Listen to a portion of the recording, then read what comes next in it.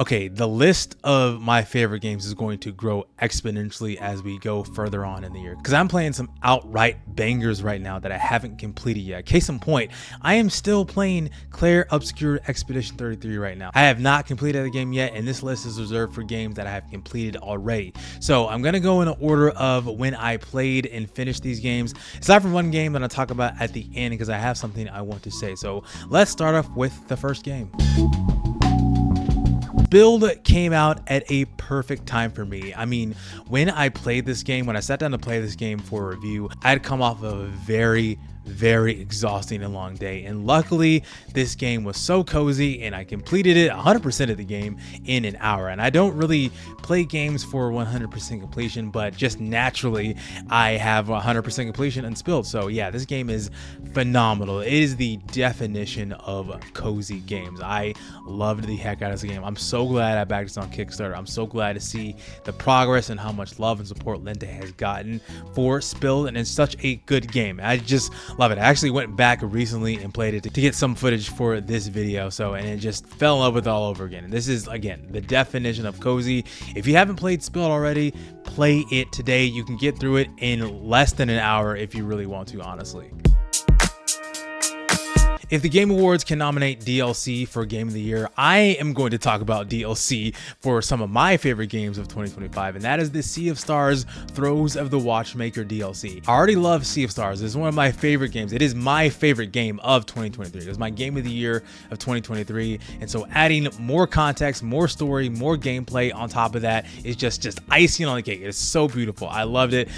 Any excuse to go back into the world of Sea of Stars is just great for me. I loved it. The fact that it fleshed out more of some of the characters that you had encountered later on in the game but didn't really get a full-fledged story. I love the fact that Artie gets his own campaign within this game. He has a lot to do. He's actually a main party member. There's a lot more within Zale and Valir's story. You're kind of combating themselves. It dives a lot more into their psyche as heroes and how they particularly feel, sort of these dark mirror images of themselves. So I love the fact that there is more context and more story given. It's a game you actually do have to complete the main story in order to get this. There are some kind of spoilery things that you need to do within the main story in order to get the understanding of the DLC. So you do have to complete the main story at least once, because there is multiple ways that you can complete this game. You can complete this game kind of two ways. There's a true ending. See both of my Sea of Stars videos if you don't know that there is a true ending to Sea of Stars. But love it. Any excuse to go back to Sea of Stars is welcome for me. I can't wait to see more of what they do with Sea of Stars. I would love to see more DLC from different characters' perspectives, but again, this will hold me over for now. If you haven't played anything of Sea of Stars right now is the best time to do so. If you played Minimi Lane, you know that the developer is spot on when it comes to games like this. Kabuto Park nails it out of the park. This is another definition of the word cozy. I don't even like bugs that much, but this game sold me on it. The fact that you are catching bugs and you are then fighting them. I think the fighting aspect of Kabuto Park really sold me, because you get to just catch the bugs and level them up and get the rarest bugs and get the best bugs possible. Throw them on a little tambourine and let them fight to their heart's content using the cars to be able to push and pull and defend against the enemies that you're fighting. Not really enemies, it's basically like friends letting bugs battle each other in the most cozy tournament possible. So yeah, it's great. I love Kabuto Park. It's fantastic. I love the vibes of this game. So if you haven't played Kabuto Park, play it. It's amazing. After I did my whole preview of Ruffy in the Riverside, I went full bore on this game and played it nonstop until I beat the game. I mean, it wasn't really that long, but it was a fantastic experience. I love this game so much because nostalgia is a crazy thing, and it brought me back to my childhood. Playing games like Banjo-Kazooie, Donkey Kong 64, Mario 64, Paper Mario, just all of the fun Nintendo and Rare games that people that are my age have grown up and loved. I love the style between the kind of paper 2D aspect with the 3D aspects of. I love the swapping ability where Ruffy can turn rock into wood, wood into rock, and everything in between, water into lava, water into lava, water into ice. It's so much fun, and it's so much charm and whimsy.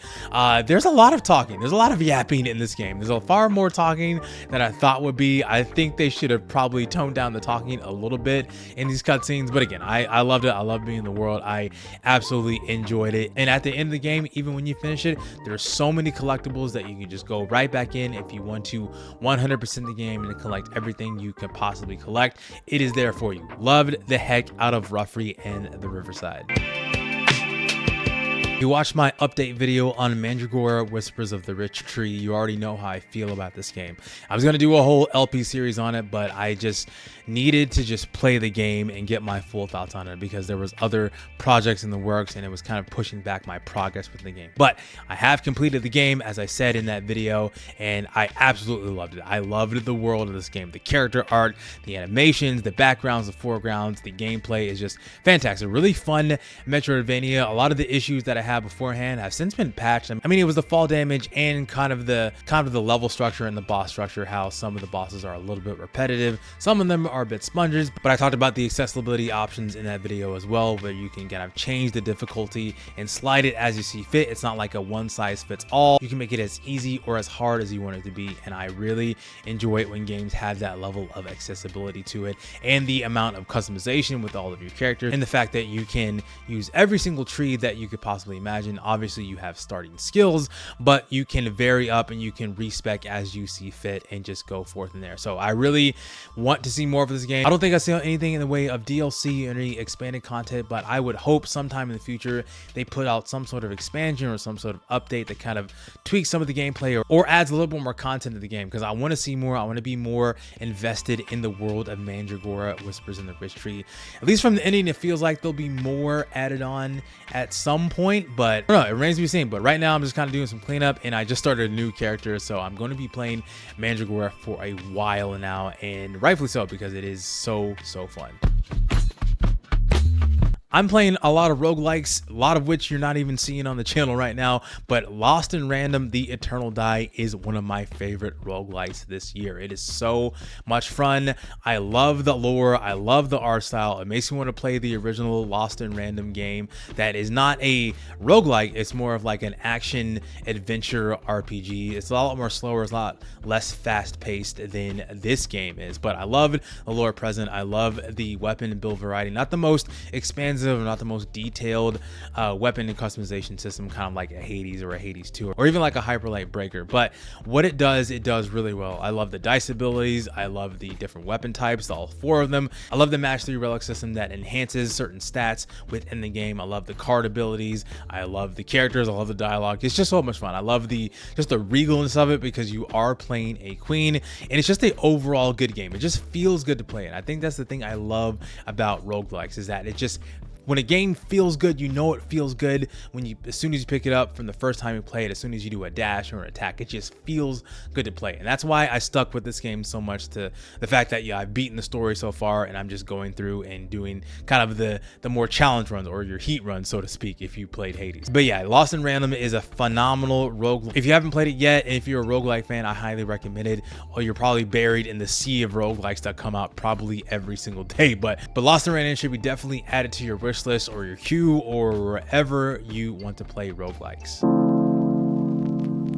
South of Midnight has a very special place in my heart. It was one of the games I was most excited about for 2025. That and Clair Obscur Expedition 33. And the reason why I have beaten South of Midnight as opposed to Expedition 33 is because South of Midnight is only 9 hours as opposed to like 40 and some change. So South of Midnight, it was a great and fun experience. We need more games like this that tell stories that are very unique, especially like Black culture in the American South. I love the mythical nature of it. The music is a 10 out of 10. If this game was judged on its music alone, it would be a 10 out of 10, because every single level has the most amazing Southern-esque country jazz music. It's just a mix of different things. The thing that I love the most is that when you're in like the, I want to say boss areas, they have their own specific theme song to them, and they're phenomenal, fantastic. The vocals kick in, and it is amazing. I love the fact that when you're going through the levels, you hear the faint whisper of the main theme as you're going through, and as you get closer and closer to the end of facing the boss, you have the full-on vocal track that just spirals out of control and everything's going crazy. I love the fights that you get into, that albeit very repetitive, the combat doesn't really change that much. As you grow in power, as you grow in abilities, the enemies just grow in number, and they don't really change that much. I mean, the end of the game is just waves of the same enemies you have been fighting for the entire entire game, so it gets kind of boring and kind of repetitive towards the end. But I think the art style, which is stop motion by the way, carries it so much. The music carries it, the lore carries it. I just wish that the combat was better. It's just unfortunate that the combat kind of holds this down from it being like kind of a 10 out of 10, honestly, and it's more of like a 7 or an 8 out of 10 if I were to do rankings. But it is a fantastic experience. Again, we need more games like this. All right, I'm gonna do something a little bit different. I don't do things like this on the channel. I don't do videos covering drama. I don't do videos covering the video game industry. I tend to keep things a little bit more family friendly and lighthearted because I love to just celebrate the games that I'm playing, talk about the games that I like, talk about indie games in particular. But the reason why I'm kind of changing it up for this video is because South of Midnight, the developers of the game, Compulsion Games, are an Xbox studio. And if you're a gamer, if you're someone who's kept up with gaming news, you know that Xbox did recently lay off over 9,000 people. I was trying to look up things for Compulsion Games. It doesn't seem like any of them were affected, and maybe they haven't sent out any statements because maybe they have been fired or maybe that studio has been dissolved. This is the reason why I'm talking about this, because that is a huge problem. We won't get more games like a South of Midnight if Microsoft does things like this, and it is incredibly sad because this is one of the most unique games to come out in 2025.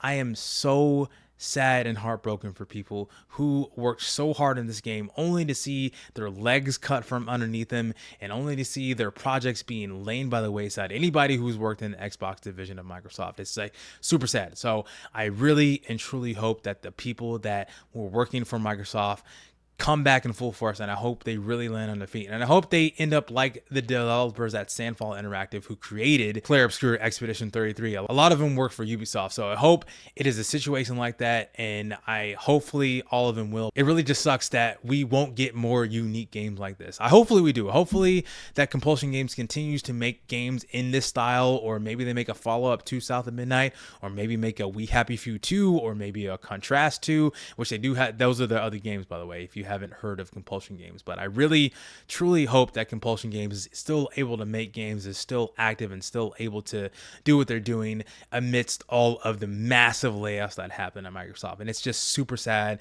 and it's really upsetting to see things like that. And that's why I throw a lot of support behind indie devs. That's my entire channel is devoted to celebrating and promoting and hyping up indie games for people like you who are watching this video to see, because the AAA industry is just doing some stupid stuff, and I really don't approve of it. And I don't like when Microsoft lays off people just so haphazardly and so candidly, and not realizing the implications of what is to come of that. And so hopefully, if you are someone who works at Compulsion Games or someone who has worked at Microsoft, I hope, truly hope that you find something, or you're creating your own studios, creating the games that you really wanted to make. I hope you continue to chase your passions and fulfill your dreams within the video game industry. And so my heart goes out to the people who lost all of their jobs during this massive layoff. And so that's really why I wanted to save South of Midnight for that, because it does relate to Xbox/Microsoft. And so it's really sad. So I hope we get more games like South of Midnight, and if not, it'll be a really sad day in the industry if we don't. But